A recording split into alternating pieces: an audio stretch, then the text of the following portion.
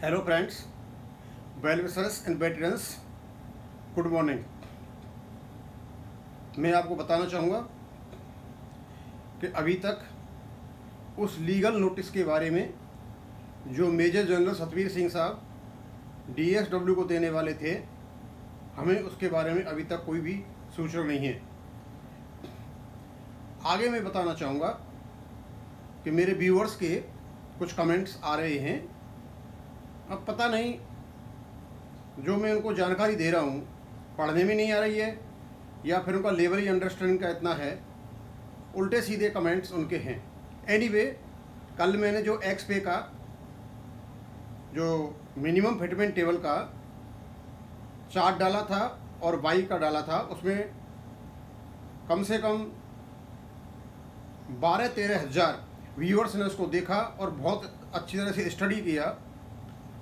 अब मैं आपको बताना चाहता हूँ, मैं एक कंपैरेटिव स्टेटमेंट लेकर के आया हूँ, तो कम से कम आपको ये तो पता चले कि आपके साथ हुआ क्या था।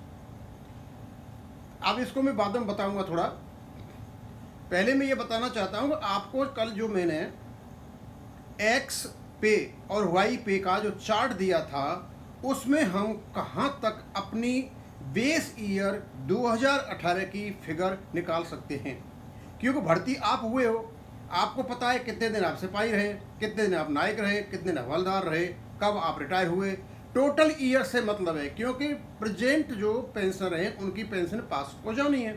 स्वाभाविक सी बात है, यदि आपने 18 साल नौकरी की है तो अभी जो 18 साल का आपका रैंक का आदमी वो आपको पेंशन मिलेगी।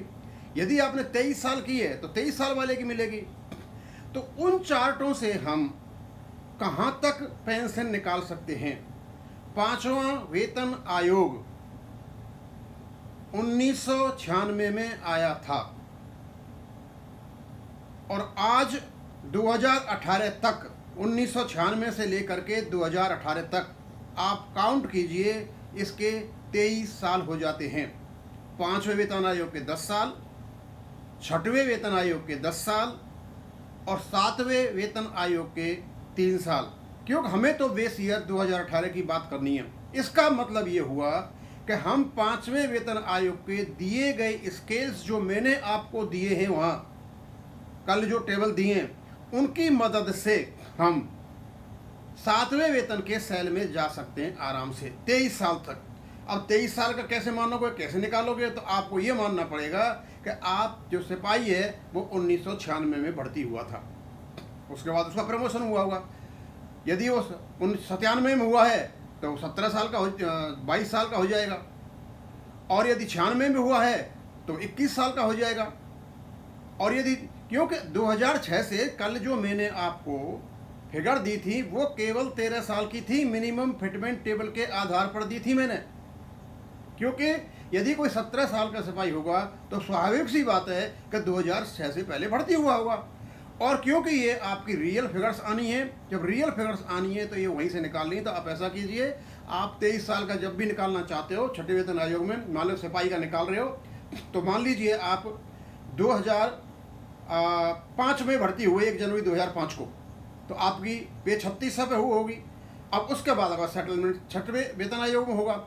अब छठवें वेतन आयोग में जब आप निकालते हो 36 से 1.86 गुणा करके, समझे, जब तो आता है 6600 कुछ आता है, समझे। और यदि आप निकालते हो अपने स्केल से 5200 से लेकर 20200 तक, तो उसमें कोई 1.86 नहीं होगा, 5200 प्लस आपका वो जुड़ता चला जाएगा। इसलिए फिटमेंट टेबल बनाए गए थे कि 5200 के स्केल से पता नहीं चल पाएगा कि आप कहाँ बैठते हो। आपको उसको जो भी आपने जब भी भर्ती हुए हो उसको 1.86 से मल्टीप्लाई करोगे, दूसरी चीज़ों को जोड़ोगे, वहाँ से आपकी सैलरी शुरू हो जाएगी। लेकिन पेंशनर्स के लिए केवल और केवल जो पांचवें वेतन आयोग का जो निचला पायदान था उससे मिनिमम फिटमेंट टेबल बनाए गए थे। अब मैं आपको यहाँ बताता हूँ, मैंने शुरू में यहाँ आपको अभी ये मिनिमम फिटमेंट दे रखे हैं। ये रैंक एक्स ग्रुप का है ये, और सिपाही का दे रखा है मैंने, ये नायक का, हवलदार का, नायक सूबेदार का, 10,280 सूबेदार मेजर का और सूबेदार मेजर का। उसी प्रकार मैंने आपको रैंक बाई ग्रुप के नीचे दे रखे हैं।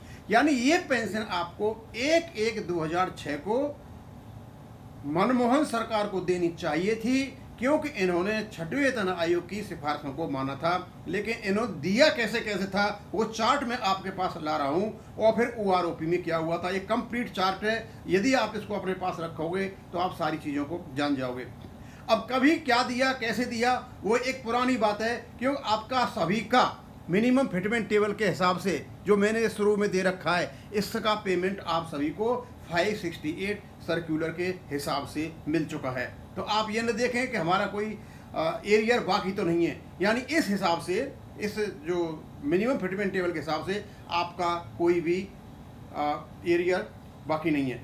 अब आप देखिए, बड़ी ही कमाल की ये चार्ट बनाया मैंने, और जब मैंने देखा तो मैं भी कई बार ये देखता रहा, भाई ये है क्या, ये किया क्या इन लोगों ने हमारे साथ। अब देखिए, ये जो मैंने ब्रैकेट में लिखा हुआ है 430, यहाँ भी ब्रैकेट में 430 और यहाँ भी ब्रैकेट में 430, इन सब में देखा हुआ है, और यहाँ ब्रैकेट में नहीं लिखा हुआ है। यानी 1/7/2019 को एक सर्कुलर आया था 430, जहाँ पर नोशनल मैक्सिमम का जिक्र हुआ था, यानी उसी के हिसाब से हमारी पेंशन सेट हुई थी, जो कैबिनेट सेक्रेटरी कमेटी के नाम से जानी जाती है, या चंद्रशेखर कमेटी के नाम से हम जिसको जानते हैं। उनमें उन्होंने इन सब का जिक्र कर रखा है, ये फिगर मैंने जो ले रखी हैं। मैंने देखा हुआ सिपाही का जो एक्स ग्रुप है, एक ग्रुप है उनका प्री 96 में 4016 पेंशन थी, और 1/1/96 से लेकर के 9/10/97 तक जो रिटायर हुए थे उनकी 4016 थी, और 10/10/97 से लेकर 31/12/2005 तक 4035 थी। ये थी सब पेंशन 1/1/2006 से, और ये भी 1/1/2006 से है। यानी सारी पेंशनें आपको 1/1/2006 से मिली हैं, आगे पीछे नहीं है। और ये जो मिनिमम फिटमेंट टेबल है जो 1/1/2006 से, ये भी 1/1/2006 से मिली है, लेकिन मिलनी चाहिए थी 1/1/2006 को, लेकिन ये हमारे मिली ये 2016 में, यानी 10 साल के बाद, कोर्ट केस के बाद। अब जब स्टडी करते हो तो मुझे एक कमाल की चीज़ मिली इसमें, मैं समझ नहीं पाया कि आखिरकार है क्या। यहाँ देखिए हवलदार, अभी मेरी उम्र 70 साल से ऊपर हो गई है, हो सकता है मैंने देखने में गलती कर दी हो, आप भी देख लेना 430 सर्कुलर। मैं बार बार देखता रहा, एक सिपाही की पेंशन ज़्यादा है प्री 96 के एक हवलदार से ज़्यादा, और यहाँ भी एक सिपाही की ज़्यादा है, और यहाँ आकर के इसकी हवलदार की ज़्यादा हो गई है। अब इस चीज़ को मैं तो समझ नहीं पाया, मैंने बार बार देखा कि ऐसा तो नहीं है कहीं मैं ही गलती कर रहा हूँ, समझे। अब आप भी देख सकते हो वहाँ पे। अब नीचे आकर के आप देखोगे तो बाई ग्रुप का जो हवलदार है सिपाही की, इसकी ज़्यादा है, इसकी ज़्यादा है, इसकी ज़्यादा, इनकी मिनिमम है। अब ये है क्या, ये मुझे पता नहीं, लेकिन इस प्रकार का भुगतान आपको 1/7/2009 तक हुआ है, यानी 2.5 साल तक इन लोगों ने हमें ऐसे रुलाया कि पता नहीं ये क्या करते क्या नहीं करते। अब मैं आपको ये जो सर्कुलर 430 आया, मैंने कल आपको बताया था कि जब मिनिमम फिटमेंट टेबल का 50% आपको पेंशन मिलनी चाहिए थी, और ये केवल मैंने 15 साल का ले रखा है। तो एक नायब सूबेदार को जो मैंने पहले 9170 बताया था, ये आपकी उसका वहाँ से लिया मैं 501 सर्कुलर में। हाँ, अब यहाँ इसमें क्या हुआ, 1/7/2009 को मैं थोड़ा और क्लियर कर देता हूँ। ये इन्होंने पेंशन बढ़ाई, फिर इन्होंने पेंशन बढ़ाई वेटेज दे करके फिर ये सर्कुलर 501 लाए, जिसमें सिपाही से लेकर नायक और हवलदार तक कुछ वेटेज दे के और बढ़ा दी, लेकिन जेसीओज का वही रहा। अब इनकी जब तुलना, इन फिगर की जो तुलना ये मैंने दे रखी यहाँ पर, जो इन्हें 2005 तक ये दे रखी थी, आप यहाँ कीजिए कि आपको कितनी कम पेंशन दे रहे थे, यानी मिनिमम फिटमेंट टेबल से। यानी ये क्यों देना तो उनको ये चाहिए था मिनिमम फिटमेंट टेबल वाला, ये वाला, और इनने दिया 4035। फिर इन्होंने बढ़ाया 1/7/2009 को कितना किया, 5368, यानी अब भी ये मिनिमम फिटमेंट टेबल के 50% पर नहीं ले गए थे, किसमें, नोशनल मैक्सिमम से भी। फिर इन्होंने सर्कुलर 501 लाए, उससे भी ये मिनिमम फिटमेंट टेबल के बराबर नहीं लेकर के गए थे। ये थी आपकी फिगर, मिनिमम फिटमेंट टेबल इससे कम नहीं हो सकती थी। अब आ गई आपकी OROP शुरू हुई आपकी 1/7/2014 से। ये आपकी OROP की फिगर दे रखी है मैंने सारी की सारी। अब आप देखिए कि आपकी OROP की फिगर आपकी मिनिमम फिटमेंट टेबल से ज़्यादा है, और ये जो जितना भी इन्होंने रुलाया था ये यूपीए सरकार ने जो ये कहते हैं कि आकर के जंतर मंतर पर बड़े बड़े भाषण देते हैं, ओआरओपी के बारे में बात करते हैं, इनके जो लाडले हैं वो कहते हैं कि मतलब मोदी सरकार ने ये कर दिया, उनको हम बताना चाहेंगे ये है मोदी सरकार की उपलब्धि, और यही उपलब्धि की वजह से आज हमें बढ़िया पेंशन मिल रही है, ये है उसकी उपलब्धि। वो अलग बात है कि उन्होंने भी यहाँ गड़बड़ी की है, लेकिन ये यदि आपको फिगर नहीं होते तो आप सोचिए कि आपकी फिगर यहाँ से लेकर के, इससे लेकर के और यहाँ तक ही रह गई होती। एनीवे, अब मैं दूसरी चीज़ आपको बताता हूँ।